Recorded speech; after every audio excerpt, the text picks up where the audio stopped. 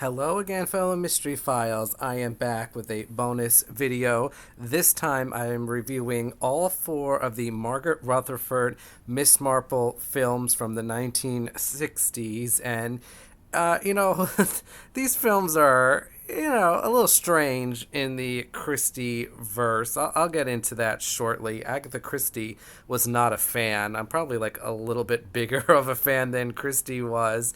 But as always, there may be spoilers ahead here. I mean, there's not really a lot to spoil. But before I begin, make sure you like and subscribe to keep up to date with the channel, and make sure you join in the Discord. The link will be in the video description if you haven't already. And I'll start here with a little bit of an overview of my thoughts on these films and on Margaret Rutherford herself. And, I never know what to do with these films because if I'm being just totally honest, these films are not that good. They're wacky, they're loony, they're really nothing like the books they're based on. However, they're still like this, they're a lot of fun. And Margaret Rutherford brings like such a charm to him that you can't help but to like them, even though these films are of really bad quality. Like when I eventually get around to ranking every single Christie adaptation, like I don't know where I would put these films because they're not good, like quality wise. They're not good films, but my enjoyment of them is much higher than the quality of them. And isn't that the most important thing with movies? They're more enjoyable than books and whatnot. But Margaret Rutherford, she's more like a physical comedian. She's doing a lot of hijinks, a lot of like running around, very un-Miss Marple like in terms of how she looks and in her mannerisms. There really is not a lot of Miss Marple from the text in Margaret Rutherford's portrayal of her. But like the films, like you just can't help but to smile when Margaret Rutherford is doing her thing. It's so un-Marple like. I mean, she's like playing golf, she's like running around, joining a theater company. She's doing all kinds of like physical hijinks, running around, having her friend Mr. Stringer like give her a boost so she can like climb over walls and stuff. It's so over the top, but there's so much fun, and it always puts a smile on my face to watch one of these films, even if they're not all that great. And Margaret Rutherford herself is great. I mean, Christie loved her, even though, again, where is the Miss Marple of the text here? She's non-existent. And in some ways, it reminds me a lot of Peter Ustinov's Poirot, although Peter Ustinov is much more Poirot than Margaret Rutherford is Marple. But again, Peter Ustinov is someone who's portrayal of Poirot not really that close to the text, but still a lot of fun. Very charming. I have like a special place in my heart for Peter Ustinov, as I do for Margaret Rutherford as Miss Marple here. The first film was Murder, She Said, and this is definitely the best one of the four, definitely the most faithful. This was an adaptation of 450 from Paddington slash What Mrs. McGillicuddy Saw, and it is actually fairly faithful to the original. This will not be a trend going forward, but other than cutting out Mrs. McGillicuddy and Lucy Islesbarrow, which, to be honest, both pretty big cuts. This is largely faithful to the novel. Miss Marple is the one who witnesses the strangulation, and she does what Lucy does. She takes her spot at Rutherford Hall, and because of that, we see a lot more like physical comedy antics from Margaret Rutherford, which again, very un-Marple-like, but it does work in this film, I guess. I do think the other actors were all very good. I do think the actress who plays the victim did not do a great job in the strangulation scene. It was not a great performance from her, and that's actually a problem with all of these films. The death scenes are not particularly well acted. This film also introduced Mr. Stringer, the librarian friend of Miss Marple. This is an original character played by Stringer Davis, who is the real life husband of Margaret Rutherford. And Bud Tingwell plays Inspector Craddock, who appears in all the films, but this Craddock isn't really the same as the Craddock from the novels. At least in the first film, he is closer to Inspector Slack than Inspector Craddock.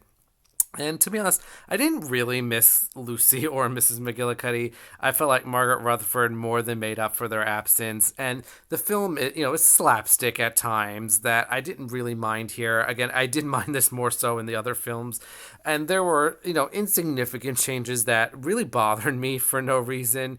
Like Alfred, which changed to Albert, which is fine. But the Krakenthorpes were now the Akenthorpes. And that was so annoying. Like, I don't know why they did that.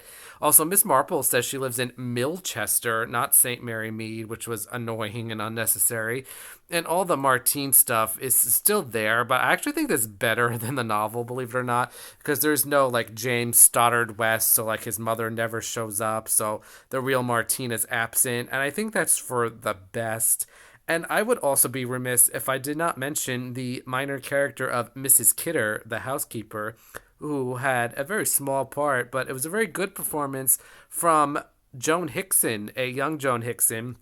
The future and one and only Miss Marple appeared in this film. And like most of these, like Margaret Rutherford, Miss Marples, it's very difficult to not like the film, even with the flaws it has. And I've always thought this was the best one. I just realized they probably changed the name of Rutherford Hall to like not make it be Margaret Rutherford. That would have been confusing. I guess I just noticed that right now, actually.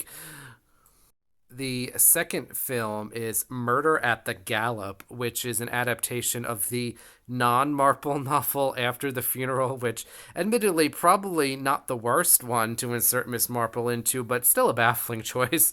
And with this one, we are still in the territory of like decently grounded film, but it is starting to get a bit bizarre. This is probably, again, the second best of these films. I actually think the quality of the one that follows each one is worse than the one that preceded it. Although I felt like the plot was a lot thinner than the novel. Not that these films are best known for their plots, but a lot of the characters have been cut, so the plot feels a lot smaller and less intricate. And After the Funeral is a novel about the Abernathy family. It's not about Poirot. It's really like a family saga like mystery. It's their story. And this film is largely about Miss Marple. And I don't think it works entirely all that well. But I mean, Margaret Rutherford is still a delight. But we have a lot of just like weird changes again. Like Miss Gilchrist is now Miss Milchrist for no reason. The family's now the Enderbys. George Crossfield has an absolutely ridiculous death where he's stampeded by a horse.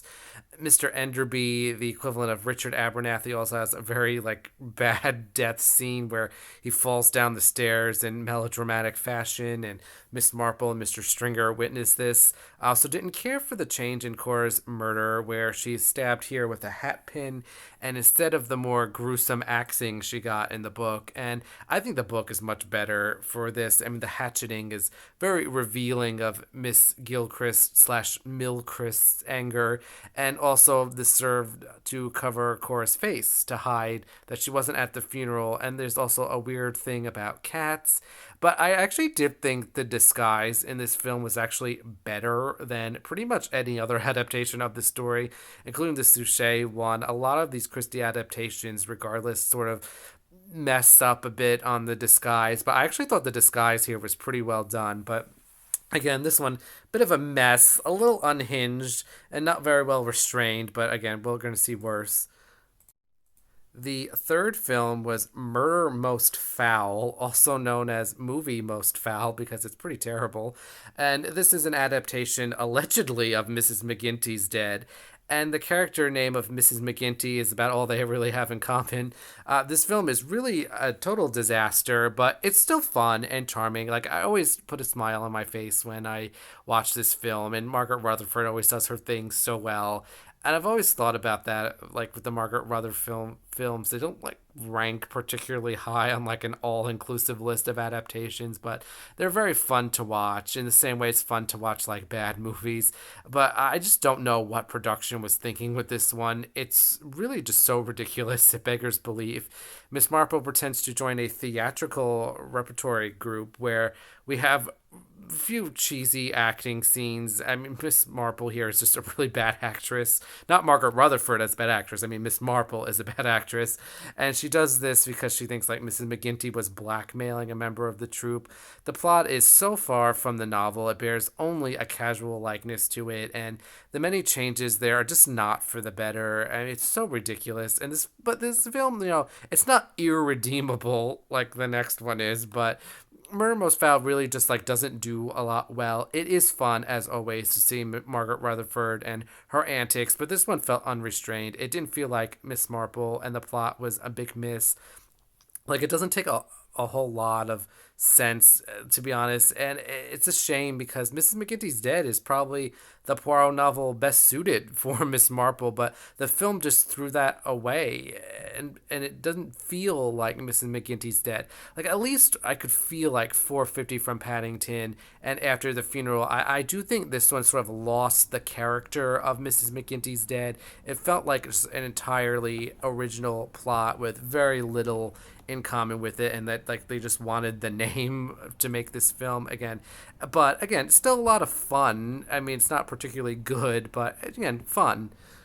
And the title reminds me, and I can't think of what Christie novel it's in, and maybe it's not even a Christie novel, but a different adaptation. But I could swore it's something like Ariadne Oliver is like complaining about like how they're always changing the titles of her books, when they adapt them, and like, oh, they're going to turn into something terrible like Murder Most Foul, and maybe it is Mrs. McGinty's Dead that line appears in. I just can't remember off the top of my head, and I like try to Google it a little bit, but I couldn't find it. I'm sure someone out there knows, so let me know what novel that is or if it's an adaptation. But it just every time I read that line, I just think of this film because I mean, it's so obvious what Christie is referencing here. And finally, we have the final Margaret Rutherford film, Murder Ahoy, which is an absolute train wreck.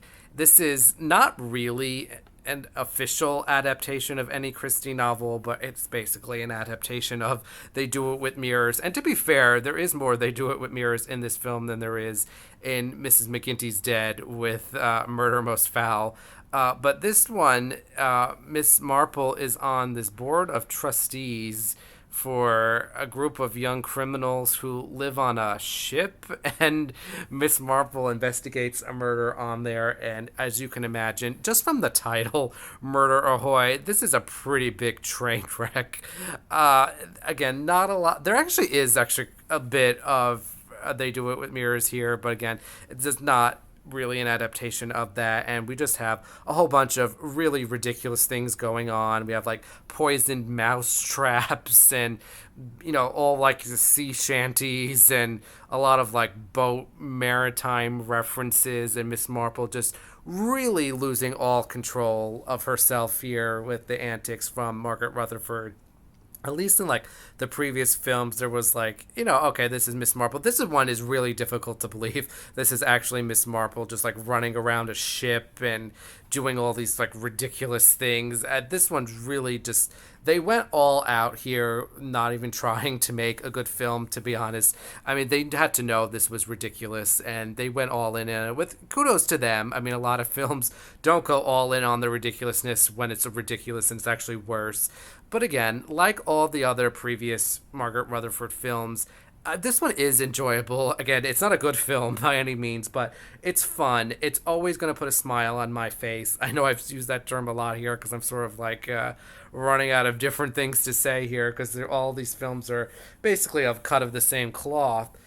But again, I'm Margaret Rutherford, just always a great actress whenever she's on screen. And, this film is good and fun if you don't take it seriously, which maybe you're not supposed to. I mean, you're definitely not supposed to, but, maybe it's just better to sit and relax and watch a film rather than to, like, assess it on its quality. Because, these films, they're not, none of them slog. Like, they're all quick watches. You never get bored during them. And, they're all good. I'm glad they exist, even though, again, a little funky sometimes.